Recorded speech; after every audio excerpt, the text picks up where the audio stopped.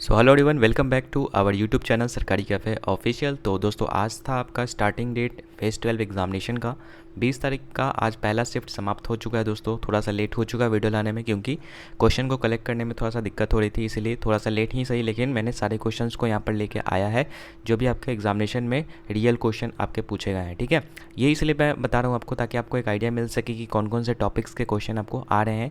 मैं पहले ही आपको बता दूँ, ये सारे के सारे क्वेश्चन एग्जैक्ट क्वेश्चन नहीं हो सकते हैं, लेकिन टॉपिक्स आपका सेम हो सकता है। ठीक है, मतलब टॉपिक्स जो मैं आपको बताऊंगा उसी से आ रहे हैं, लेकिन कंफर्म ये नहीं है कि मतलब यही क्वेश्चन आया है। ठीक है, इसीलिए मैं सारे के सारे फैक्ट्स आपको बताता चलूँगा उस क्वेश्चन के रिगार्डिंग, जो कि काफ़ी ज़्यादा हेल्प आपको करेगा।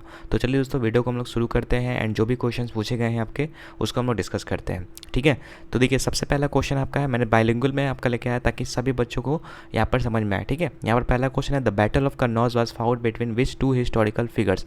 यानी कि कन्नौज का जो युद्ध है फ्रेंड्स, वो दो ऐतिहासिक व्यक्तियों के बीच लड़ा गया था। तो किसके किसके बीच में लड़ा गया था वो आपको बताना है। तो इसका जो करेक्ट आंसर हो जाएगा फ्रेंड्स, वो हो जाएगा आपका ऑप्शन नंबर बी, यानी कि हुमायूं और शेर शाह सूरी के बीच में जो है यहाँ पर आपका लड़ा गया था, जिसमें कि शेर शाह सूरी ने जो ये इसको जीत लिया था। ठीक है, कन्नौज का युद्ध ये जो है 1540 ईस्वी में हुआ था, जिसको कि यहाँ पर बेलग्राम का युद्ध भी कहा जाता है फ्रेंड्स। ठीक है, इसको याद रखिएगा। नेक्स्ट क्वेश्चन देखते हैं, विच committee is associated with Tendulkar. यानी कि तेंदुलकर समिति से कौन सा संबंधित है। तो यहाँ पर देखिए, ऑप्शन आप सभी के सामने है, जीएसटी या फिर गरीबी का अनुमान या फिर शिक्षा सुधार या फिर कृषि नीति।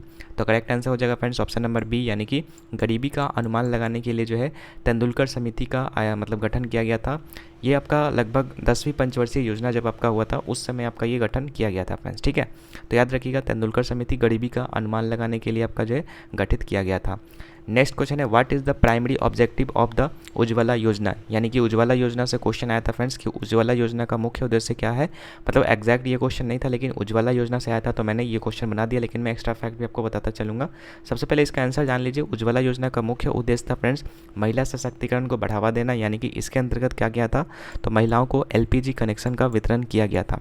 ये योजना आपका 2016 में लाया गया था प्रधानमंत्री नरेंद्र मोदी के द्वारा, जिसमें ये डिसाइड किया गया था कि टोटल 8 करोड़ कनेक्शन जो है वो महिलाओं को दिया जाए। ठीक है, 2020 तक। लेकिन ये जो है 2020 से पहले ही 2019 तक इस लक्ष्य को प्राप्त कर लिया गया था। तो ये योजना जो है सफल माना गया था, जो कि प्रधानमंत्री नरेंद्र मोदी के द्वारा 2016 में लाया गया था। ठीक है, तो महिलाओं को एलपीजी कनेक्शन वितरण किया गया था, इसका आंसर हो जाएगा। नेक्स्ट क्वेश्चन देखते हैं, भारतनाट्यम जो है भारत के किस राज्य से उत्पन्न शास्त्रीय नृत्य है। ठीक है, भारतनाट्यम आपको पता होगा शास्त्रीय नृत्य है, तो ये कहाँ का है। तो यहाँ पर आंसर आपको याद रखना है कि ये जो है आपका तमिलनाडु का जो है आपका भारतनाट्यम आपका शास्त्रीय नृत्य है।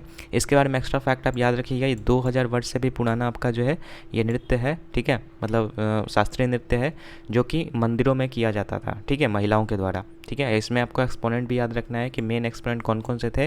तो रुक्मिणी देवी अरुंडेल हो जाएगा। ठीक है, यामिनी कृष्ण मूर्ति हो जाएंगे। ठीक है, तो ये सब क्वेश्चंस जो हैं आपके आएंगे, तो इससे आपको ये लेके चलना है कि मतलब शास्त्रीय नृत्य के जो भी डीपली क्वेश्चन है वो भी आपको पढ़ के जाना है। ठीक है, नेक्स्ट क्वेश्चन देखते हैं। नेक्स्ट क्वेश्चन है, in which year was the first post independence census of India conducted. यानी स्वतंत्रता के बाद जो भारत की पहली जनगणना किस वर्ष हुई थी। तो देखिए, स्वतंत्रता के बाद पहली जनगणना जो है 1951 में हुआ था। यह भी क्वेश्चन आया होगा शायद कि उस समय जो है मतलब कि रजिस्ट्रार कौन थे। तो गोपाल स्वामी याद रखिएगा, गोपाल स्वामी 1951 के जो जनगणना हुआ था उसके पहले रजिस्ट्रार थे। ठीक है, एंड वर्तमान में आपको बताना है फ्रेंड्स कि वर्तमान में अभी जो है कौन है यहाँ पे। ठीक है, वो आप बता दीजिएगा यहाँ पे। ठीक है, कमेंट सेक्शन में। नेक्स्ट है कि बुल्स आई जो है एसोसिएटेड विथ विच स्पोर्ट। यानी बुल्स आई एक शब्द है जिसको कि खेल में मतलब यूज किया जाता है, तो कौन से स्पोर्ट्स में। तो इसका करेक्ट आंसर हो जाएगा फ्रेंड्स शूटिंग में। तो देख सकते हैं खेल से संबंधित क्वेश्चन आया कि कौन सा शब्द जो है किस खेल से संबंधित है। ठीक है, तो इससे भी आपको देख के जाना है, जो भी आपका अपकमिंग एग्जामिनेशन है आपका CHSL में हो जाएगा या फिर फेज 12 का अपकमिंग एग्जामिनेशन है, उसमें भी आप देख के जाइएगा। नेक्स्ट क्वेश्चन है कि 19th एशियन गेम्स जो है हेल्ड हुआ था किस साल। ठीक है, 19वें एशियाई खेल का आयोजन कब हुआ था। तो देखिए, इसका आंसर हो जाना चाहिए फ्रेंड 2022। लेकिन देखिए, यहाँ पर 2022 में तो शेड्यूल था, लेकिन कोविड के कारण इसे जो है 2023 में मतलब इसको जो है हेल्ड किया गया था, आयोजित किया गया था। ठीक है, कहाँ पर आयोजित किया गया था ये भी याद रखिएगा। तो चाइना में जो है इसको आयोजित किया गया था। चाइना का कोई एक शहर था होंगजोई शहर। ठीक है, वहाँ पर ये जो है 19th एशियन गेम्स का आयोजन किया गया था। इसमें जो टैली था, ठीक है, तो टैली में फर्स्ट नंबर पे चाइना था, एंड हमारा जो भारत है 107 मेडल्स के साथ जो है 4th प्लेस पे था, ठीक है। तो एशियन गेम्स भी आप देख के जाइएगा, 19th एशियन गेम्स के बारे में फैक्ट्स उससे क्वेश्चन आ रहे हैं, ठीक है। नेक्स्ट है दोस्तों यहाँ पर बोनालू फेस्टिवल जो है कहाँ का मतलब किस स्टेट का मतलब फेस्टिवल है। तो देखिएगा ऑप्शन आप सभी के सामने, इसका जो करेक्ट आंसर हो जाएगा फ्रेंड्स वो हो जाएगा तेलंगाना। तो देखिए फेस्टिवल से भी क्वेश्चन आ रहे हैं, तो बोनालू आपका जो है तेलंगाना से है। तेलंगाना का एक और फेस्टिवल है बथुकम्मा, ठीक है, तो ये भी याद रखिएगा। बाकी इसके रिगार्डिंग जो भी अलग अलग स्टेट्स के आपके जो है फेस्टिवल हैं, ठीक है, उसको भी आप देख के जाइएगा, इससे क्वेश्चन आपके बन रहे हैं। नेक्स्ट क्वेश्चन देखते हैं, भारत में गोपनीयता का अधिकार, ठीक है, यानी कि राइट टू प्राइवेसी कौन से आर्टिकल से एसोसिएटेड है वो आपको बताना है। तो राइट टू आर्टिकल जो है आपका आर्टिकल नंबर 21 से एसोसिएटेड है, ये आपको यहाँ पर याद रखना है। आर्टिकल 368 आपको याद रखना है, ये जो आपका भारत के संविधान संशोधन से संबंधित है, ठीक है। आगे बढ़ते हैं दोस्तों, नेक्स्ट क्वेश्चन देखते हैं, which UNESCO world heritage site is located in India, यानी कि कौन सा विश्व धरोहर स्थल भारत में स्थित है। तो ऑप्शन आप सभी के सामने, इसमें से मात्र हमारा ताजमहल जो कि आगरा में स्थित है, ये जो है हमारा यूनेस्को का वर्ल्ड हेरिटेज साइट में है, ठीक है। एंड ये भी क्वेश्चन आपका आया होगा शायद कि अब तक जो है टोटल यूनेस्को में भारत के कितने वर्ल्ड हेरिटेज शामिल है, तो 42 शामिल है, याद रख सकते हैं आप इसको, ठीक है।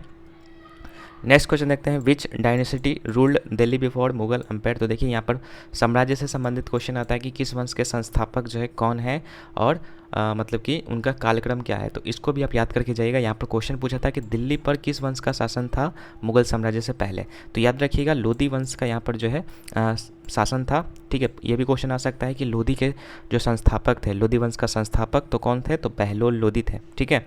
आगरा का संस्थापक भी पूछ सकता है, तो आगरा का आपको सिकंदर लोधी याद रखना है। एंड अगर पूछे कि लोधी वंश के अंतिम शासक कौन थे, तो भी याद रखना है इब्राहिम लोधी थे, ठीक है। तो जो भी एक्स्ट्रा फैक्ट जितना हो सके उतना पढ़ के जाइएगा तो ज़्यादा आपके लिए बेनिफिशियल होगा। क्वेश्चन का लेवल उतना ज़्यादा डीप नहीं है दोस्तों, आप देख सकते हैं, ठीक है। उसके बाद भारतीय संविधान के अनुच्छेद 368 का क्या संबंध है, अभी मैंने इसको डिस्कस किया था।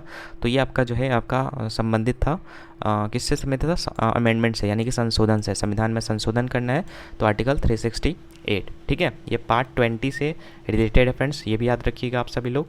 एंड याद रखिएगा जो संविधान संशोधन की जो प्रक्रिया है कहाँ से लिया गया है, तो साउथ अफ्रीका से लिया गया है, दक्षिण अफ्रीका से लिया गया है।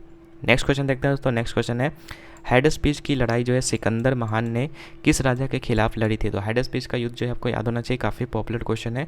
तो सिकंदर और पोरस के बीच में हुआ था, ठीक है, हेडस्पीच का युद्ध। नेक्स्ट है कि anemometer is use to measure what, यानी एनीमोमीटर का यूज जो है किसमें किया जाता है, तो याद रखिएगा इसका करेक्ट आंसर हो जाएगा विंड स्पीड नापने के लिए, यानी पवन की गति मापने के लिए जो है हम लोग यहाँ पर एनीमोमीटर का यूज किया जाता है। एयर प्रेशर का यूज मापने के लिए हम लोग जो है बैरोमीटर का यूज करते हैं। टेम्परेचर के लिए तो आपको पता ही है थर्मामीटर यूज करते हैं। ह्यूमिडिटी मापने के लिए आपको पता होना चाहिए हाइग्रोमीटर यूज करते हैं, ठीक है। तो इस तरीके से क्वेश्चन आ रहे हैं दोस्तों। नेक्स्ट है कि नर्मदा की लड़ाई जो है किस दो इकाइयों के बीच लड़ा गया था, ठीक है। तो यहाँ पर आपको बताना है कि जो नर्मदा की लड़ाई थी वो किन दो इकाइयों के बीच लड़ा गया था। तो याद रखिएगा इसका करेक्ट आंसर हो जाएगा मराठा और मुगलों के बीच में आपका जो है लड़ा गया था ये नर्मदा की लड़ाई, ठीक है। तो ये क्वेश्चन आपका आया था हिस्ट्री से। नेक्स्ट है मोहनजोदड़ो किस प्राचीन सभ्यता का एक प्रमुख स्थल है। हालांकि इतना इजी क्वेश्चन नहीं आ सकता, लेकिन मोहनजोदड़ो से एक क्वेश्चन था, लेकिन अब कौन सा क्वेश्चन था वो फिक्स नहीं है, लेकिन मोहनजोदड़ो से आया था। तो इसका याद रखिएगा, मोहनजोदड़ो आपका इंडस वैली से संबंधित है, ठीक है। मोहनजोदड़ो से ये भी क्वेश्चन आ सकता है कि ये किस नदी के किनारे बसा हुआ है, तो इसको याद रखना है आपको। उसके बाद आपका पूछ देगा कि मोहनजोदड़ो में जो आपका विशाल स्नानागार है वो मतलब किस चीज़ का बना हुआ है, ये भी क्वेश्चन आ सकता है। इसके अलावा दोस्तों ये भी क्वेश्चन आ सकता है कि जो मोहनजोदड़ो है, ठीक है, वो जो है उसका लोकेशन किस डायरेक्शन में है, ये भी पूछ सकता है। तो इंडस वैली सिविलाइजेशन को भी आप अच्छे से पढ़ के जाइएगा, इससे क्वेश्चन आपके आ रहे हैं। नेक्स्ट देखिए फ्रेंड्स, यहाँ पर आ चुका है बिरजू महाराज जो है किस नृत्य से संबंधित है, ठीक है, किस नृत्य के लिए प्रसिद्ध है। तो याद रखिएगा कथक नृत्य से जो है संबंधित है बिरजू महाराज, ठीक है। कथक जो कि यूपी का आपका जो है यहाँ पर नृत्य है, शास्त्रीय नृत्य है, आपको पता होना चाहिए। तो कथक से संबंधित है बिरजू महाराज, ठीक है। चलिए आज का यहाँ पर लास्ट क्वेश्चन है हमारा, ठीक है। लास्ट तो नहीं, मतलब इसमें अभी करंट अफेयर्स के क्वेश्चन भी थे, लेकिन वो मुझे पता नहीं चल पाया है।